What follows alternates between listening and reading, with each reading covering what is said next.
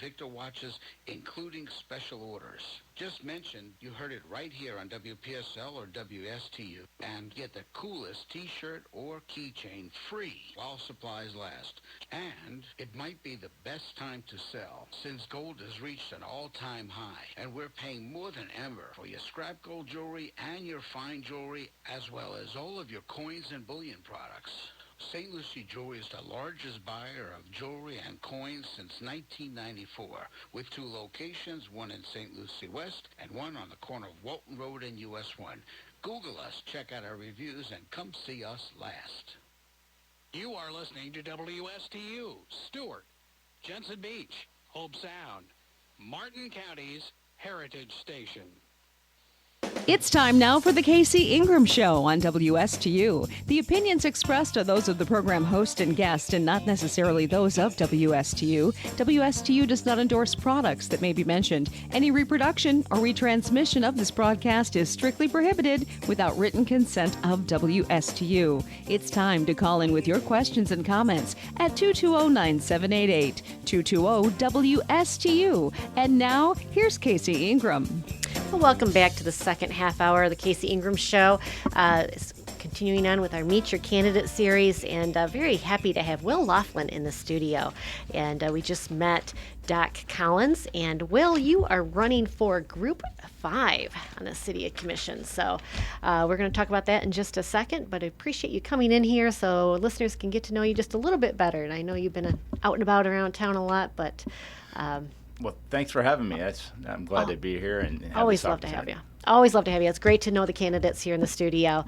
Before I do, I want to reach out to my sponsors. First of all, it's hurricane season. I've been saying this for a couple weeks now, but honestly, it is time to get storage for your boat if you don't have it already.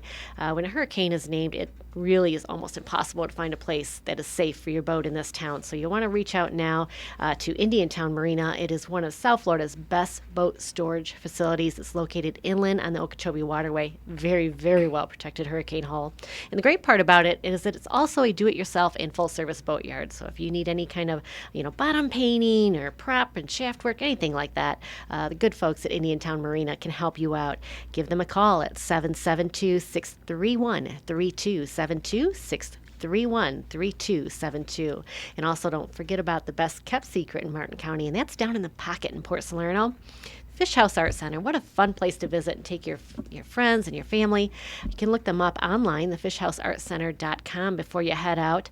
But all kinds of fun things to do. The art gallery, boat charters, marina, craft and creamery, craft beers, wine, and 24 flavors of ice cream. You can rent paddle boards. You can rent bikes. Just pretty much something for the entire family.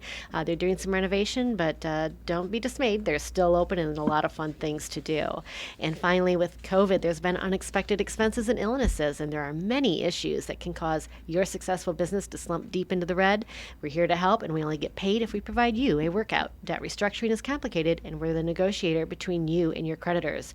That is Commercial Mortgage, and they have expertise in hotels, marinas, office buildings, restaurants, apartments, condos, golf courses, home builders, and land development, including new and repurposed. Give Commercial Mortgage a call at 772-872-6099. or visit them online at commercialmortgagellc.com. Will Laughlin is running for Group 5. You can look him up online at willpowerstewart.com. Will is a former school teacher, baseball coach, group investor, and avid fisherman. Will loves where he lives, heeded the call to serve, and is constantly working to help others. Living in Stewart for more than 30 years, he has seen the changes firsthand and knows the heritage of this special place we call home. He also understands the need to protect what we have before it is too late. Once again, being called to serve, Will is committing himself to better his community. He says, let's join together and support him in this fight to save Stewart. So, Will, you sound very passionate here from your biography. What did call you to serve this time? Well, the good people. There's a lot of good people in this area.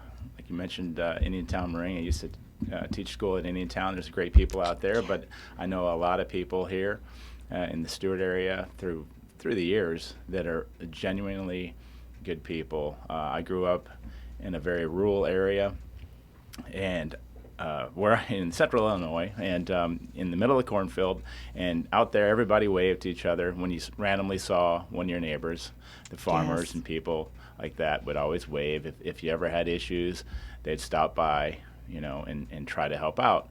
And I picked up on that vibe immediately when I came to Stewart several years ago. That was 1993. And I'm like, this is a town that I wanted to make That's more my than own. several years ago. That's Yeah, well, it's amazing how fast time flies. Hey, we're Just going thinking on about 30 that. years. Yeah, crazy. It is. But yeah, so that's primarily the main driver of why I decided to make a stand here in Stewart, because I see what's happening. So if you're elected here into the city of Stewart, what changes do you think you would like to try and achieve or promote as a commissioner?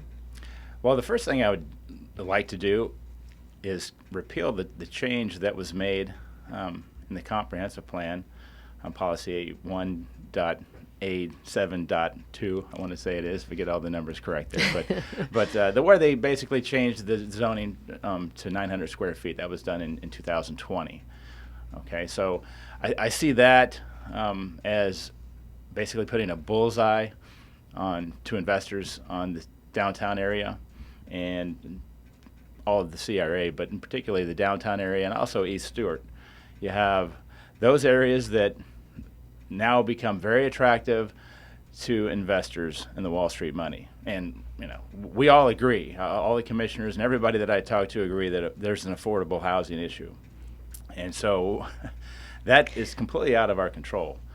I can go into details as to why that's happening. We definitely want to talk about that because it's a tough issue that honestly I just haven't heard a really good answer for yet. The previous candidate we just talked, I said it kind of reminds me of the Field of Dreams. You build it, they will come, and you start building, you're thinking supply and demand, but unfortunately, it just more people moved here. Exactly. So, with that, we're speaking with Will Laughlin. He is running for Group 5 on the City of Stewart Commission. His opponent is incumbent Eula Clark. Let's talk about the affordable housing now, Will. Okay. So what can we do to make housing affordable? Well, we see this happening across the country and really across the world. And it's tied back to a much, much bigger issue. And this is what I watch every day. Involved with investments, you have to know what drives the markets. If you don't understand what's driving the market, then you will lose. Okay, it's guaranteed that you are going to basically be giving your money away. It's like sitting at a poker table and you're looking around wondering, well, who's the sucker here? Well, Right. then it's you. Okay, so the main driver is the monetary base, and they increased the monetary base by 85% roughly from the year 2020 to 2021. So in 1 year, that was under the guise of COVID. Okay, so that caused massive distortions in the markets. That caused all assets to be bid up, and one of them would be the housing issues. Right. Okay, so that also gave those closest to the money supply, it's called the Cantillon effect, a huge advantage over those further down the chain. The old trickle-down theory is, well, it's kind of a lie, okay, because those who are closest to that monetary base are going to get the money first. They are typically the companies like BlackRock and Vanguard, those big hedge funds that are subsidiaries of the Federal Reserve, effectively. Mm-hmm. And they are going to come right in and start buying everything they can. And then from that point, here we are. We're sitting here and we have a major problem. But that's just a very dramatic run, that big 85% debasement of the monetary base. And to expand on it just for a second here, I think part of the issue is they're coming in and buying these properties up. At the same time, with interest rates that are increasing, single-family homes are becoming less affordable. So they know, the rental market's going to continue to grow with our economy, with inflation increasing, interest rates increasing. Right. In fact, I just was sitting with a little group yesterday with Brian Mast, and one of the folks asked the question, well, what do you think of the Federal Reserve, in short? And he recognizes that they basically put in however much money that they need to, and it's tied to Congress. It's not just that entity. But when you do that, it's going to give those people the advantage. And it's been going on for a long time. And today the numbers just came out. You had the 16th month in a row where you had real wages decline. Okay, so in short, the Federal Reserve's they have two mandates. which they publicly say, but the real mandates are asset transfer and destruction of competition. Okay, that's going to cause tremendous damage to the middle class people, if you will, because they become, everything becomes unaffordable eventually, and then that leads to the situation where you'll own nothing and be happy, which is a term or a phrase you may have heard. Of course. Okay, it's out there in plain sight now. Okay, you can look it up. They publicly state you will own nothing and be happy. So I think that's totally anti-American dream thing, and that's a big motivation for me. Having watched this entity work for about 25 to 30 years, I started following the markets way back in the mid-'90s. Okay, so we're almost 30 years with that too. And so I think that's one reason why I'm kind of qualified for this position, because this is something that's totally out of our control. How do we deal with it if we want to fall into the trap? And the trap is, well, if you just increase supply. And in fact, a couple of meetings ago at the Stewart City Commissioner, one of the commissioners even said that. He says we should he doubled down. He says we should stand behind our vote to increase the housing stock. Well, you fell right into their trap. Okay, this is a trap. They want you to build more.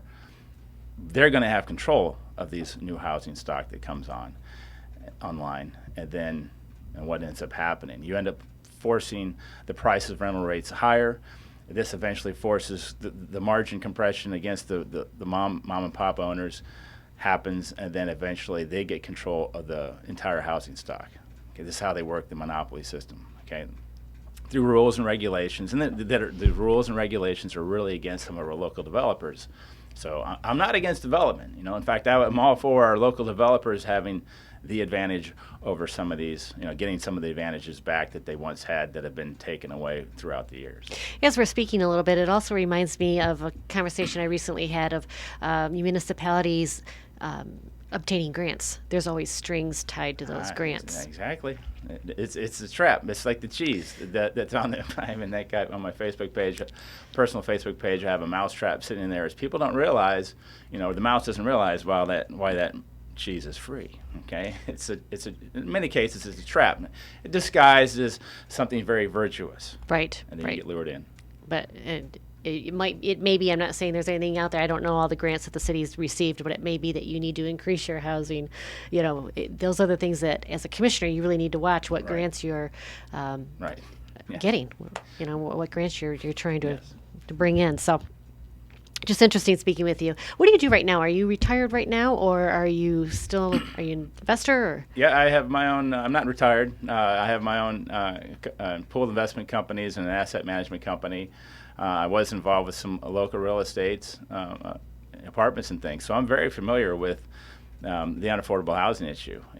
COVID hit. I dealt with looking at people's faces as they were getting run around the table with some of these bigger corporations and their larger apartment developments, and how they would just basically get them zapped for an application fee for $100 that they knew wasn't going to be approved.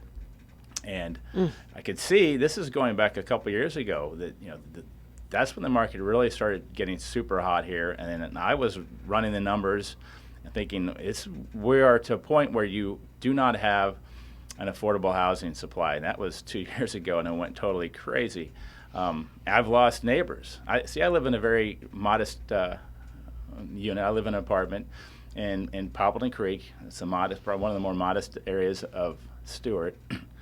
And I see, the squeeze usually occurs at the lowest level first and works its way up.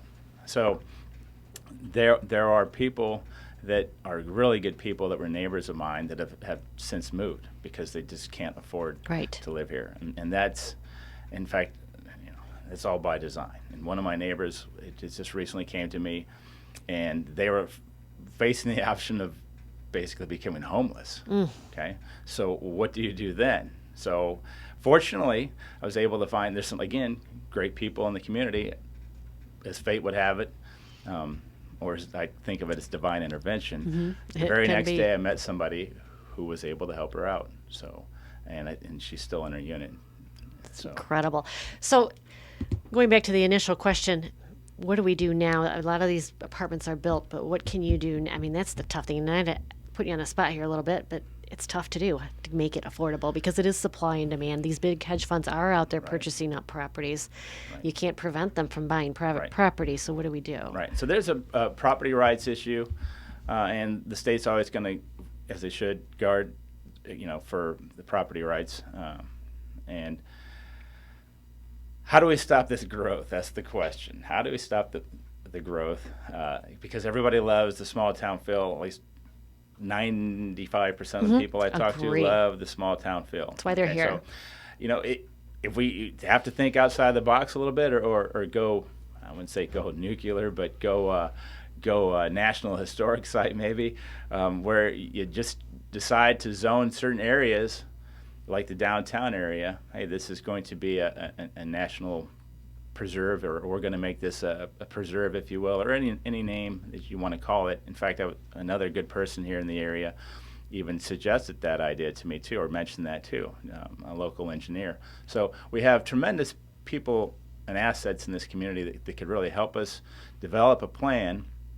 I would say probably the best answer would be to develop a plan of how we're going to preserve the downtown area. I think everybody, when that Selfish Cove development came up in downtown, that got everybody's attention when they saw the big crane. Yeah, the crane was out there for months. You couldn't miss it. even friends of mine and family that would come down to visit, they recognized the crane. So if we can set up a plan that preserves the downtown area, I think that would help a lot. Of course, the bigger multi-unit developments that pop up in other areas, like the one off Indiana and Canner Highway, that gets people's attention too, and they're like, what's going on here? So there's some fear. The fear, whenever people get angry, anger is driven by fear, okay? So most of the time, not always. So there's a great fear that this great town is going to be just hit by the tsunami and gets wiped out, or the hurricane, if you will, a different type of hurricane. Right. So, Amy Pritchett, she's running for Martin County School Board. I appreciate you tuning in. She says it's refreshing to see a candidate that wants to actually listen to the residents. And Brent Wahlberg just made a comment that, police sometimes work out a deal that if people are sleeping in their car in the park, they let them sleep. And I think he's talking about the housing issue. It's a sad thing that's the best solution that's out there, right? Right. So. Well, yeah. Affordable housing, it's tough. Yeah. Now, you have also mentioned that you want to be fiscally responsible. Talk about that a little bit, and that came from your website. Where do you want to look at the city of Stuart spending to make it more fiscally acceptable? Well, I asked the question, well, we're lucky to live in an area like Stuart. You have some very, your waterfront properties and things of that nature. So we have a really good tax base. I think relative to where I grew up, some of these dirt poor places in the middle of nowhere, the old boondocks kind of a thing. So we should be able to do pretty well, and we have. So one of the areas that we could cut back on would be, actually we really can't cut back on too dramatically. I was just talking to I actually did a ride along with one of the local Stuart Police Department people, so I was picking his brain, getting ideas. But one of the things I wasn't quite aware of, I knew it had been a while, but I didn't know that they hadn't had any hiring take place really for the last 20 years. I mean, the manpower, if you will, or the number of people on the Stuart Police Department is pretty much the same, been that way for that is surprising, actually. a long time, considering all the growth. Right. So where is all this extra revenue going to?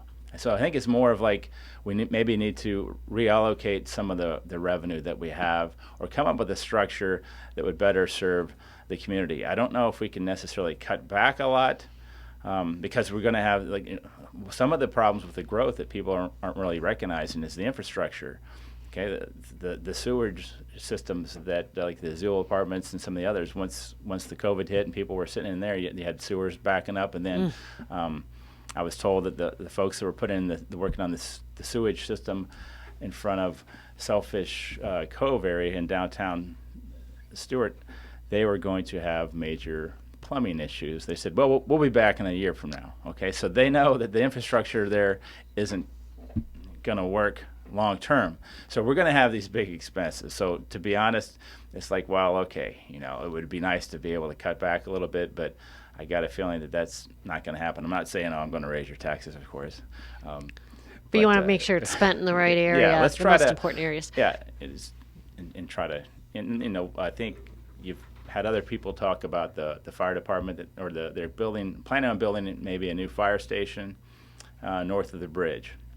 Well, during that ride along, we get a call, and we're south of the bridge, trying to get north of the bridge is almost impossible, and it creates a lot of stress for the first responders. Okay, they get a call, they want to be there, this is their job.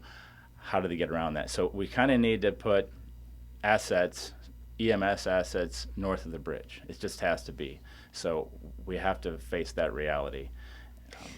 And it's true. That is our one thoroughfare from St. Lucie County over down to Stewart. So that bridge can be really tough to navigate, especially during rush hours. Amy Pritchard again. She said, in our county as well as the city, there are too many positions that overlap. Law enforcement is not one of those positions that should overlap anything.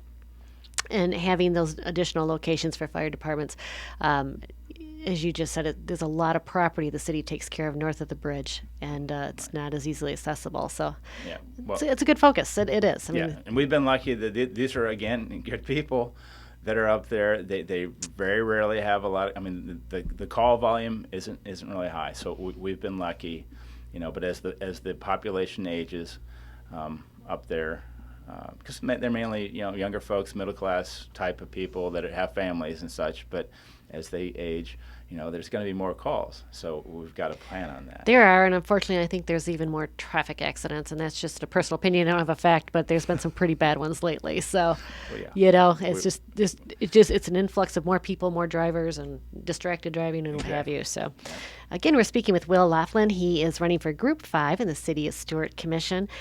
Will, I would be remiss if I didn't bring up the river.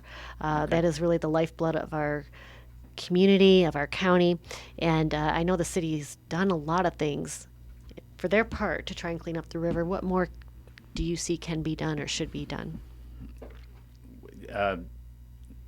I've seen the river's demise. I was an avid fisherman, and one of the things I was ecstatic about, or I don't know, overjoyed about when I got here was all of these great snook that were around. I used to do a lot of snook fishing. Oh, there used to be a bunch. And that went downhill pretty rapidly. There's still some good fishing around. But what can we do to save and protect this great river that provides many opportunities besides just the fishing and the view and the... So one of the things, we've done a lot, obviously. The current commission and past have done a lot to try to help out. There's work to be done. One of the big issues that they like is, or people are trying to take credit for, are the reduction of fertilizers used in local backyards and such. But what they don't mention is there's been big exemptions given to golf courses, and the golf courses use hundreds of thousands of pounds or tons and tons of fertilizer, and many of these golf courses are right on the river. Mm-hmm. Now, they have to do their business. I understand that, and unfortunately, we have some of the best golf courses in the world right here in our community. So we definitely don't want to damage their reputation. So we still need to continue to take a look at the whole fertilizer issue. But one of the ideas I had, which may be kind of a little bit oddball, is the question was, well, we have. What can you do for parks in the area? Somebody asked me about parks, and I said, well, we have a lot of property that's actually in the river itself. What if we put a park in the river itself, where local children could build, young and old, whether it be in the schools or in the assisted living facilities, can build projects where they could submerge them in the river and have these snook and these snapper start to develop residency there, and maybe help reestablish some of the snapper population. That would be wonderful to reestablish our fish. Then you have to deal with the Corps of Engineers and other things. And hope for no discharges, right? Right. Well, and then at the end of the day, yeah, exactly. Then it comes down to the discharges. I mean, there's only so much we can do. They talked about keeping lake levels low. That's critical. If it was up to me, I would love to see that the canal between Lake Okeechobee and our river can pretty much shut off. Yep. But, Never going to happen, but that would solve it. Yeah, that would be a huge It would. win. It would. It truly would. So what about the train? We have Brightline that's coming through here. And, of course, right now we're in downtown Stewart, and Confusion Corners is shut down for construction for the double track. And, it's causing a mess for our downtown businesses. Yep. It's plus the bridge, of course. The bridge, everybody in the county or west of the bridge that are in the county are upset. They're not city residents, but the bridge is in the city. So where do you see yourself as advocating as a commissioner on behalf of the residents when it comes to Brightline? Okay, first the positive would be, well, Brightline's going to be, their trains should be relatively small. The downside is there's going to be a lot of them, and it still takes at least 10 minutes to cycle that railroad trestle up and down, and they don't really have a plan in place to, okay, now the bad side. Right. They don't have a plan in place. They were talking about the last meeting, they were going to raise the level, the height of the bridge to where 85% of the boats in theory could get underneath it, but that plan wouldn't take place for at least 8 to 10 years. Right. Now, I read a couple of notes from the American Planners Association, and they understand that these trains are designed to create havoc. I mean, I was shocked to find that the planners really are interested in developing or pushing their agenda. They want to create havoc. They want to cause problems for small businesses. So, well, they're doing it. and it's definitely a problem. And the issues, another issue about the whole, do we want a train station here or not? That's a question that we get quite a bit as well. Right. So, have you made a decision on that, where you would stand? Initially I said no. I would not want to see a station here because I was so dead set and so angry about the trains. But then I got to thinking about it, and it's like, well, if we're going to get hit with these lemons, let's make some lemonade out of it. Okay, so potential sources for revenue and traffic for our small businesses may eventually come from there. Again, we're speaking with Will Laughlin. He's running for Group 5 City Commission. If you want to look Will up online, it's willpowerstewart.com, willpowerstewart.com. And you have some connectivity there that they can reach out and ask you any questions? Yeah, there's a way to get through my email, but if you really want a fast way to get a hold of me, just give me a call at 772-287-4676. I have a couple other numbers posted out there, but that's my individual cell number. So for all those local and loyal supporters of the Casey Ingram Show, there's my personal cell phone number. And I hope they do reach out to you. That's so important, folks. Again, all county races are decided, including the city of Stewart, August 23. Don't wait till November. It'll be too late. August 23, so please vote. Got 1 minute, but Brent Wallenberg has a question, not really about the city, but when millions of people cut the line and let the unwanted fish go, they create an imbalance from hell. Instead of Sailfish Capital, maybe they should rename it Shark Capital. Yeah. That's something that's big in the news right now. Yeah, well, that too, and I literally jumped into shark-infested waters a couple of weeks ago when I was out fishing. When I got in there, I was like, what the heck am I doing? And I think I might have done that because, in a way, I decided to jump into shark-infested waters by deciding to run for this position, thinking, this isn't exactly what I want to do, but it's like those farmers and shopkeepers at Lexington and Concord. They didn't want to leave their farms. They didn't want to leave their shops, but they knew there was a fight to be had, and they did it. Thank you, Will Laughlin, Group 5, City of Stewart Commission. Make sure, folks, you vote by August 23. I'll see you next week as we conclude Meet Your Candidate series.